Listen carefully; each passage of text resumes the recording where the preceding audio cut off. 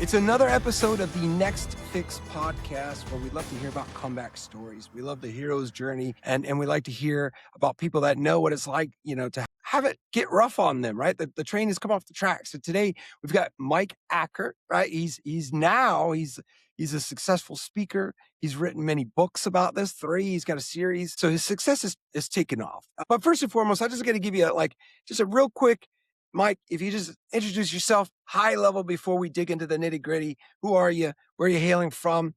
Yeah, man, let us know just a little bit. Yeah, absolutely. My name is Mike Acker. I'm a husband to Taylor Acker, father to Paxton and Maggie Acker. Love those stories. Those are comeback stories in and of their own. And I, most of the time, do corporate training, keynote speaking, and then I coach a bunch of different professionals just to advance their career through using public speaking. And I'm located in Austin, Texas, but from Seattle and Mexico. Seattle, hold on a second. Real quick. All right. Seattle and Mexico. What does that mean? Yeah. I grew up in the Seattle area and then moved to Mexico when I was 10. Okay. All right. Hey, man. Well, I don't know if we could afford that much time, but that sounds like another journey. Now, you shared real quickly, though, that you were a pastor and then you got into the corporate space. And so, maybe you just want to pick up there, brother, because I feel like that there's something there. Yeah. I guess, let us know, because that sounds like a transition that didn't just happen. It wasn't an accident by any means. So walk us through that, brother. Like, what did your life look like then? Yeah, absolutely. So if we go back in time, growing up in Mexico, moved there when I was 10, and I know that there's a lot of people listening and they got to come back to a story of their own. And a lot of it's around that alcohol component. So my first drink was when I was 13 years old in Mexico at a quinceañera, 15-year-old birthday party. And I asked for something to drink and they gave me a beer. And so I was like, I don't need what didn't look stupid. So I drank a beer. And that progressed throughout high school. I never got drunk until 17. And where I didn't realize that vodka is not the same as a beer. And so I had a whole glass of vodka and then followed by a whole glass of some other hard liquor that I don't remember. And that was my first time, right? So I was like, that's awful. I don't know why people want to do And that. that was in Mexico too? Yeah, Right. that was in Mexico. They So- have a different, they look at alcohol. It's Oh, man. entirely different over there. It was totally different. Sure. Different. In fact, most of the time we just had a couple beers and called it good. But then I moved back to the United States for college. And at that point in time, I had some really radical encounters in faith. And I started going to church all the time and just fully committed myself to the church and not the type of Christian who just goes to church and says, I'm a Christian and such. Like I was going to the feeding centers on downtown Seattle and feeding homeless and doing all kinds of really cool stuff. And I really felt like, hey, my calling is to go out there and be a pastor. Now, alcohol during this time was very intermittent. I was in the United States, I was underage, but I worked at a restaurant. So occasionally I have a glass of wine and it played very little role. Like a lot of Europeans and Mexicans, drunkenness wasn't part of it at all. Yeah. So at 22 years old, I'm out of college, out of internship, and I start pastoring in a small town. Things are going great. Love it. The type of church I was part of is very much against drinking. And I was like, hey, but the people that you're putting in front of us, these are some pastors that are known for the drinking and talk about drinking and talk about it as just being something cultural. So I'm like, so you're saying one thing, but the people you're putting in front of us, and they're like, oh my gosh, you're right. So I had this whole conversation. I actually, at 26 years old or 25 years old, I went spoke to a whole bunch of 40 to 70-year-old senior elders that kind of oversaw this group of 300 something churches and talked to them about my perspective. It was really interesting. They're like, oh my gosh, we never even thought about it. Most of these guys have never had a drink in their life, right? So hold on a sec, real quick, Mike. I mean, you're 26. Yeah. And you're observing something that you didn't feel is quite right. And it was the alcohol being consumed by pastors, which, it's not illegal. It's not like a requirement. No, I actually agreed with alcohol being consumed by pastors. I was actually one of those who was like, this is stupid. Why would you make a rule against drinking alcohol? Okay. So, yeah. But the group of churches I was part of was like, no, don't drink alcohol.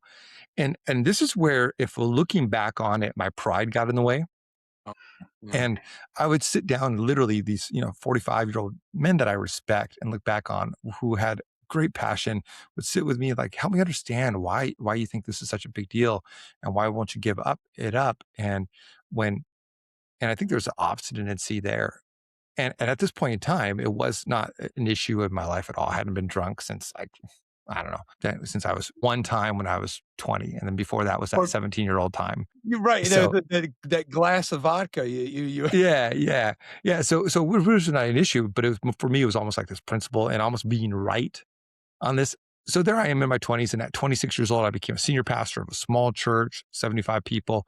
The church grew and grew and grew while I was there. And within a couple of years, it's a couple hundred people. And I'm a single senior pastor who occasionally has a drink, no issue on it at all. And it was more for the taste. I would go around, take my Ducati motorcycle, go to a brewery in Washington, enjoy one beer because you don't want to have one more beer than when you're driving a motorcycle. Yes, yeah, and Yeah, I no, yeah. you're right about that, man, but you're painting man, that sounds like heavenly, brother. I mean, It was, I really enjoyed it. And sometimes I would have two, maybe three on it. And then not when I was driving a motorcycle though. And so moving on, life, things good. I get married right around the age of 30 and we take on a different church. That church starts growing, doing some really cool stuff. I'm still in contact with that church. Fantastic church. Love that church and really healthy in my habits. I'm not over drinking. I'm handling stress and pressure and hardship the right way, working out, prayer, meditation, thankfulness, fun, friends, all those things. yeah. If I look back in my life, that was an incredible, incredible season. Now, during that time, we find out that we're struggling with infertility and we leaned in the right way, counseling, prayer, support, friends. A couple years later, we find out we're pregnant, super cool on that. And then we started looking about just moving and potentially getting closer to my wife's family as we have now a baby and we didn't have any family in my area. And so as we start looking at that, we find a church and we go down closer to the family. And that unfortunately, I wasn't the senior person. I was kind of being ready and groomed to be the next person of this major, major church. But I worked all the time. This is a huge setting and I worked a ton. And so I'm working 6, 7 days a week. And eventually my workout starts dropping, not CrossFit. So eventually I start drinking a little bit more, a little bit more, Mm, and a little bit more. And I would say that this began the bottom period where I'd come home at night and sometimes finish a whole bottle of wine. yeah. And I'm dealing with the loss of a dream of being a pastor in Washington State and the network that I had created. I'm dealing with the frustration of, yet again, we're trying to have kids, we can't have kids. But we don't have the support. I'm dealing with there was a lot of pressure. I didn't like the work environment. I liked my job, but I didn't like the work environment that I was in. I struggled with some different issues there. And so it comes to a point where I'm just miserable. Yeah, And I yeah. start blaming others and I start drinking more and more and more. And I'm feeling these two-sidedness. And honestly, I get depressed and I've never experienced depression like this. And I remember driving down the road one time and on my way home and after, a long another day. And I was working 7 days a week because I had to. Sometimes people say, pastors are just in it for the money. No, they aren't. Maybe there's, 0.01%, but the vast Right. majority are just, hey, I want to help people. I want to serve people. And I'm driving home and I remember thinking to myself, I'm not going to pull off on the side of the road off the cliff. But if someone Mhm. hit me right now and my car went over the side of the cliff and I ended up in a coma for 6 months, I'd be okay with that. See, and that's such a peculiar difference, because I think it's so dangerous when you're indifferent about life. Like, people that are actively suicidal, that's one way, but I was like how you're describing. I was indifferent about life. I just really couldn't care less. Like, it just didn't matter, and, man, that's a hopeless place to be. Right. And so what do you do with that emotion? You go home and you drink a bottle of wine. Yeah, because why not? Because why not, right? Like, And then your spiral and things. So eventually I'm like, I need to go to a counselor. I need to go talk to somebody about everything I'm processing. So I start feeling like, oh my gosh, there's the death of a dream. Oh my gosh, the friendship and network. Oh my gosh, the work environment and being out of control and the struggle on this. Now, one thing good happened here. There are a couple different things. You can find those pieces looking back, but one of the things is I needed money. I mean, I did not make a lot at this large church. And so I started doing weddings on the weekends on my day off and on Friday evenings and Saturdays. So I'm not with the family, but I'm making money. And I started doing public speaking lessons that people would find me and I would take a walk and do a public speaking lesson. I'd been coaching for years. I was in debate in college, overcame tons of stuff. So I had been one of those guys with a speech impediment, with anxiety, with all those things who overcame it. Wow. So I could relate and empathize. And then also I knew how to get out of it. So I Sure. started Okay. coaching Yeah. people on the side on this. And now the situation comes to a head and I quit the church. I'm like, hey, I'm done. I got to get out of here. So I'm at a barbecue with some friends. We went back to Washington State to visit some friends that summer. The church that I had pastored flew us out just to honor us for the years we had led incredibly well. And the new pastor was like, man, I just appreciate you. Come on out to the church. We'll fly you guys out and stuff.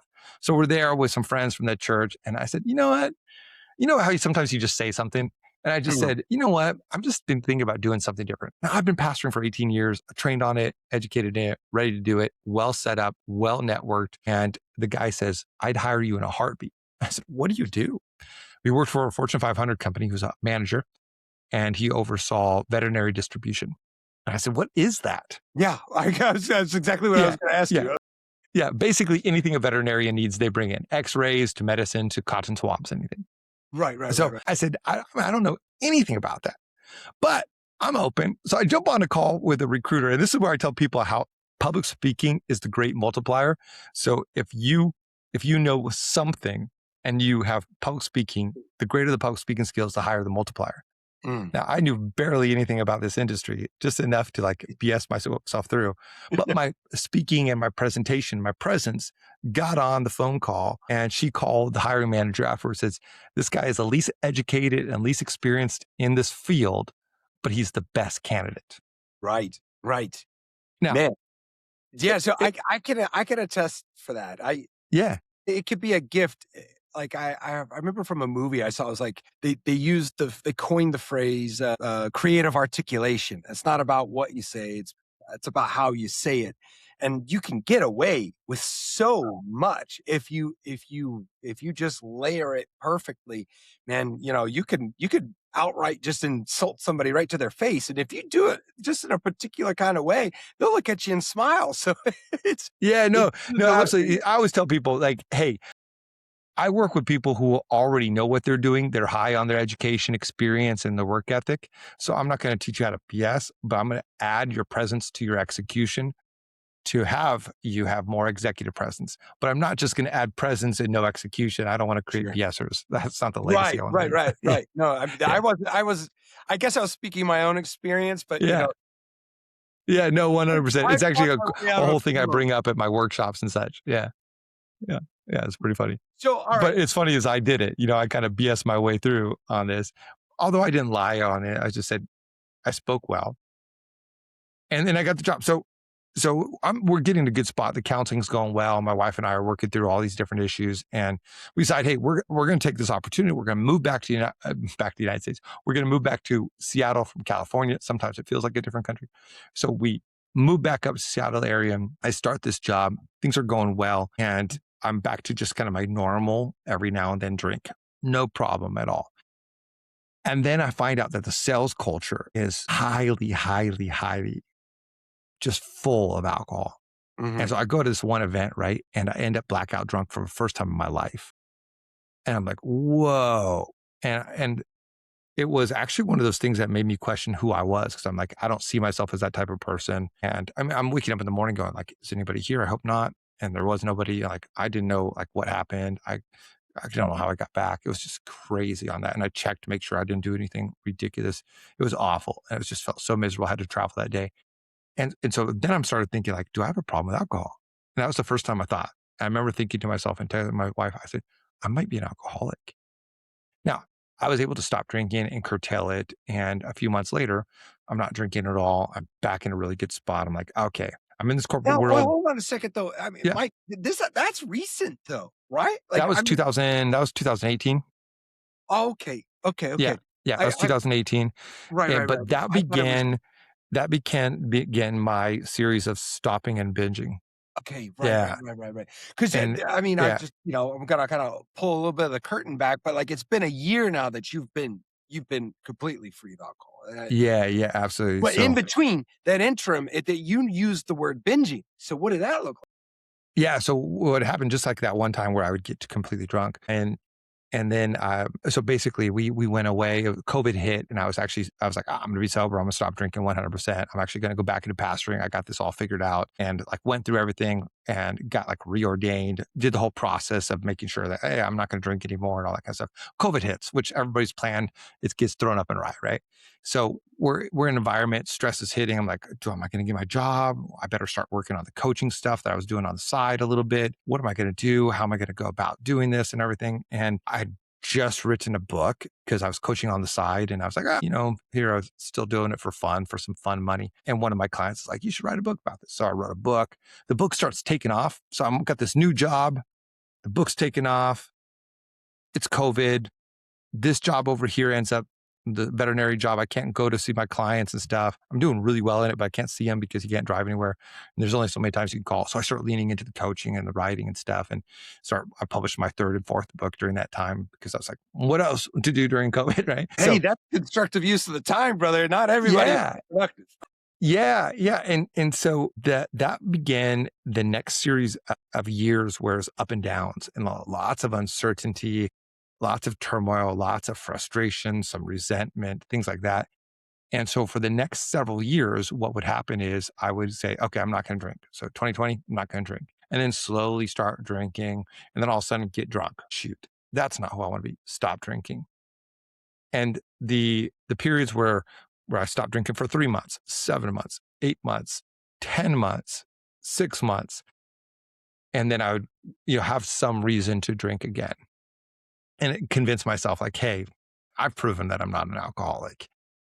Right. Yeah, I'm So, because I'm you okay. had mentioned to your wife, you said that the suspicion was back in 2018 that you think, alcoholism is lurking. It's like in your blood, if you will, or however some people, they perceive it differently. But you were aware since then that this could be an issue. And so that yo-yo effect, man, I've been And there. that's what it was. And it Yeah. maybe I've talked to some people and the yo-yo effect is shorter.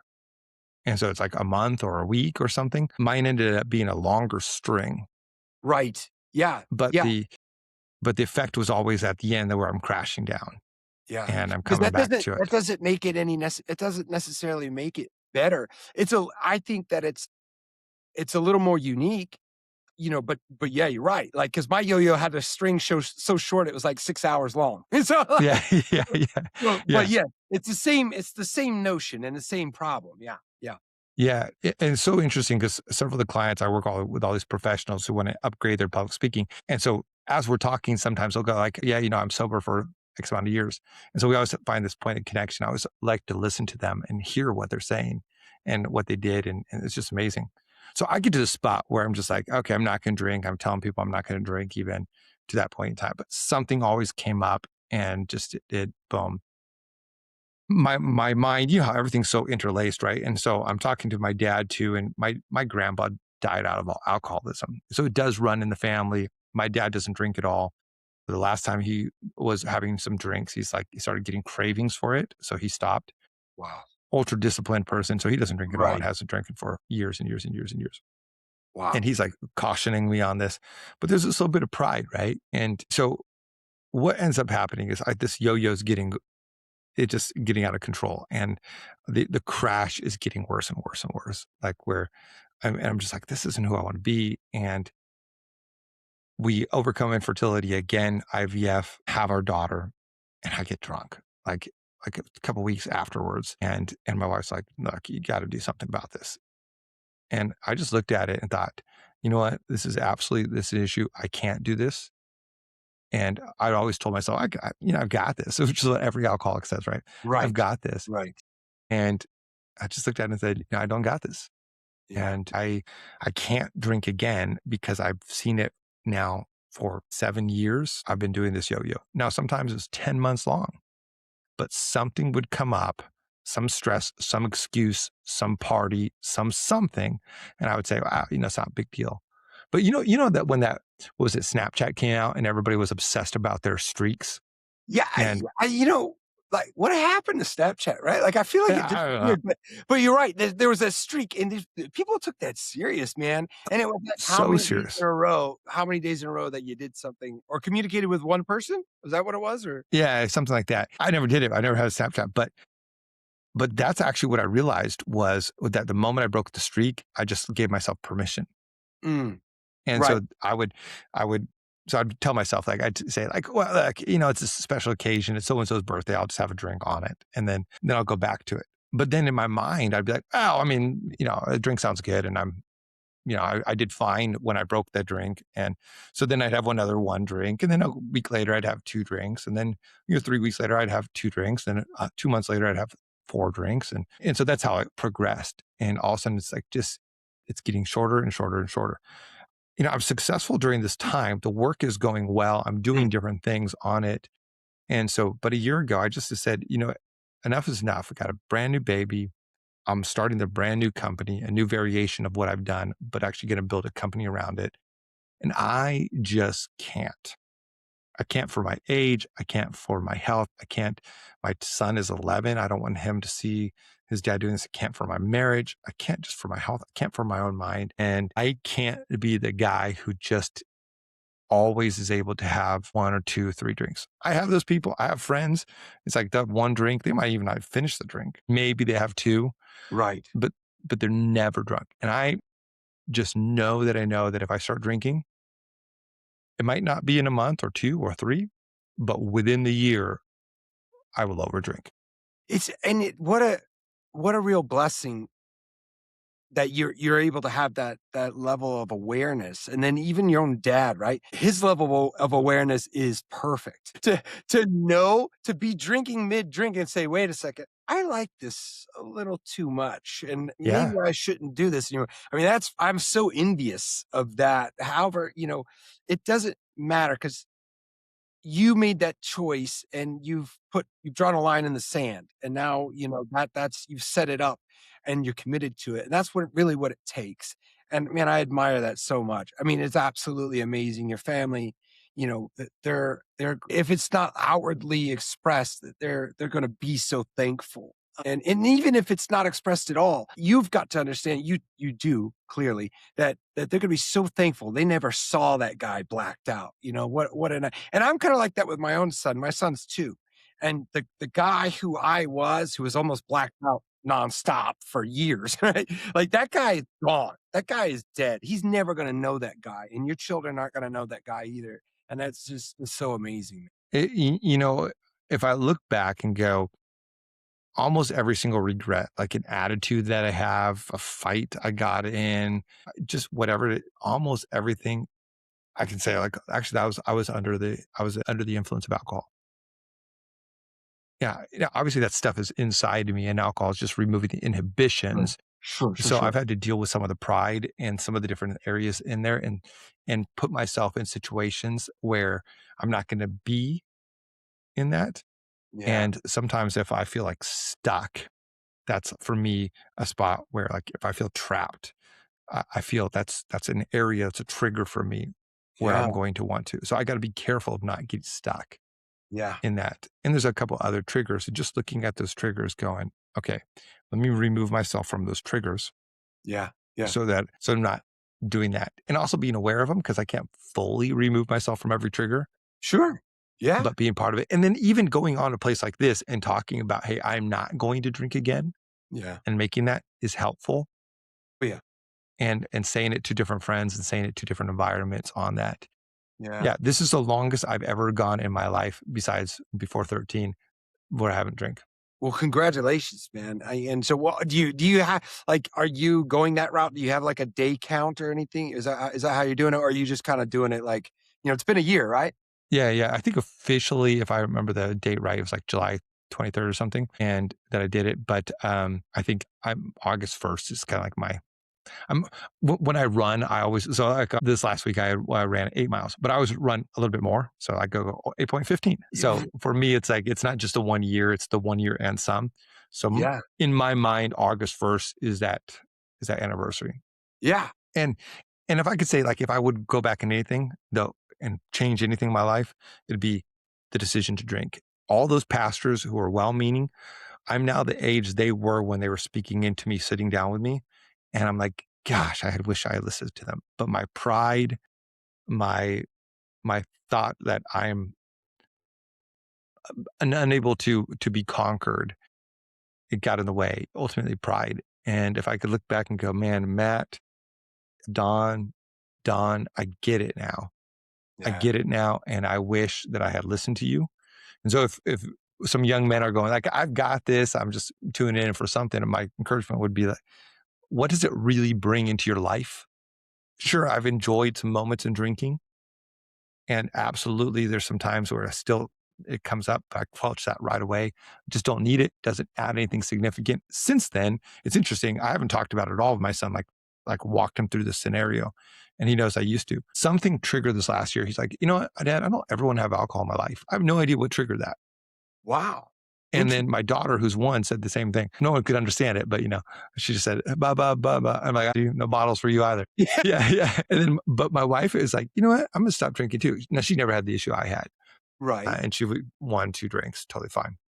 Well, But it's just, it's so important that people understand that, you know, well, I think collectively we're starting to understand that the upside is not nearly what we were kind of, I don't like to use the word brainwash, but the picture of celebrations. And I mean, it goes all the way back to biblical references, right? Wine has been a part yeah, of a story. It really has. And so, I mean, that is very deeply ingrained in our culture, across cultures all over the globe. But now I think that I would like to believe that people are starting to understand the upside biologically is well, I mean, the downside biologically isn't worth it. It just isn't worth it.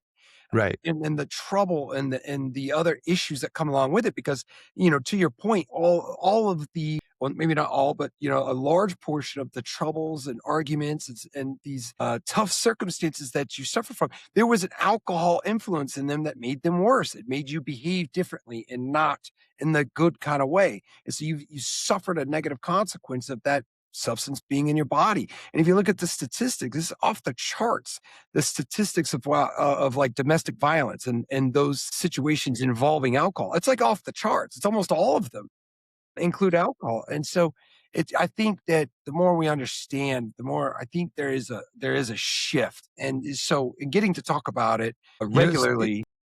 it's so interesting. I was listening to some guy talking to his kid about going to middle school because my son's going to middle school. And he said, if anybody hands you a pill, don't take it. That guy is trying to get someone to sign off on his bad behavior. In other words, if that guy gives you a pill, now he can blame. He's like, well, I was doing it with so and so. And I think a lot of times what we do with alcohol is we drink alcohol so we can blame alcohol. Like Yeah. we want to act a certain way, but we don't want to own it and be like, I just want to be mean and crude and rude and just tell Ryan off. But if I drink a whole bunch, then I remember when I was a pastor, I had this girl come in and she came into my office and she said, hey, Pastor Mike, I have been sleeping with a whole bunch of guys when I get drunk, but I only do it when I'm drunk. And I don't see myself as that type of person. And we chatted about this, and I've thought back at that and said, she wanted to do this behavior that she thought was wrong, but she didn't have the guts to just say, I'm going to do this behavior and screw everything else. Just, I'm going to do this. So she would go get drunk, and then she goes, wow, that alcohol made me do it. Yeah. And I think a lot of times we want a scapegoat. So I want to just do this, but you know what? I can't do that. And so I'm gonna drink. And it allows us to bring out our bad behavior or What about depression this? or I'm whatever. I'm curious, when you're doing speaking and things like that, and you're doing these sales things, I know that like speaking is it's a fearful thing to do. Public speaking is a major fear for most people. Did you ever drink before you did it? Did you ever like, Yeah. no, no? No, so I mean, my public speaking fear I really worked on. So I talk about I wrote several books, and one book's called Speak Right. with Confidence. And I talk about Exactly. there's three Yeah. sources of overcoming the fear of speaking. And yeah, it's right in my office here. If you're watching the video, there's a Right. picture of it right here, red and Yeah. black on their traditionally published book. And I talk about there's three sources of overcoming fear and really developing confidence. And so the first one is knowing who you are, knowing what to say, knowing how to say it, your identity, your message, and skills. So I worked through those when I was in college and in my young adult years, working through to become really understanding who I am and not feeling like an imposter Mm, in that. So I never needed alcohol to do it because it actually made me worse at what I knew I was good at. sure. And And even some of the clients I work with, they'll come to me, they'll read my book, Speak with No Fear, which is the top rated book in the world on overcoming fear of speaking. If you Google or ask ChatGPT best books on public speaking, Oh, often yeah. that book will show up. Yeah, I saw it, and I was like, Yeah. it's like holding that number one spot. Like my book was number one in the alcoholism genre, but it was like 3 days. Yeah. Yeah. Yeah. Yeah. Well, I Yeah. mean, I still got there, but no, it's to hold that spot, man. And it's, I mean, yes, it is a highly successful book. That is for sure. Yeah. Yeah. And so I love that. And it's partly what launched me out of corporate. And I said, I can take this option. So, but sometimes people come to me because they read my book and they'll say, I'm on beta blockers or Panadol just to be able to do it. And I'm not a doctor, so I'm not going to try to go into that too much. Usually, if you're not using that too often, I don't think there's a big issue with it. Again, Right. I'm not a doctor. However, I don't want to have anything to be able to do what I need to do. And Right. so a lot of the people I work with are getting off propranolol and beta blockers, overcoming their fear of speaking and developing it. I met with someone today, VP of marketing, and he was a level 9 fear when we came Uh, in, 9 out of 10. And he said today, self-report, he says, I'm down to a 2. Yeah, because there's a process and you work on it. So you work on the foundation, you work on how to do it, and you get the feedback and you work through some of these issues that make you fearful and you get through it. And so that's what I love doing. Yeah, I've never had to use alcohol for that. For me, alcohol was something fun, an accelerator of fun, social. I'm highly social, enjoying that. And then I would lose track of it. And then you need more and more to have the same amount of fun as you did. So it just kept on, my tolerance grew on that. Dealing with anxiety, being trapped, frustration, those kind of things, just an escape on it. So yeah. now I've got new escape mechanisms, book, running, climbing, activities with family, Yeah. things like that. And so I've I gotta tell you that refilled it. the handful of times that I've been on stage, and you being a pastor, I feel like you can get on board with this, but man, a lot of times I do a lot of preparation. If I know that if I want to be speaking, like I'll do a lot of preparation, and I've got a bit of a system.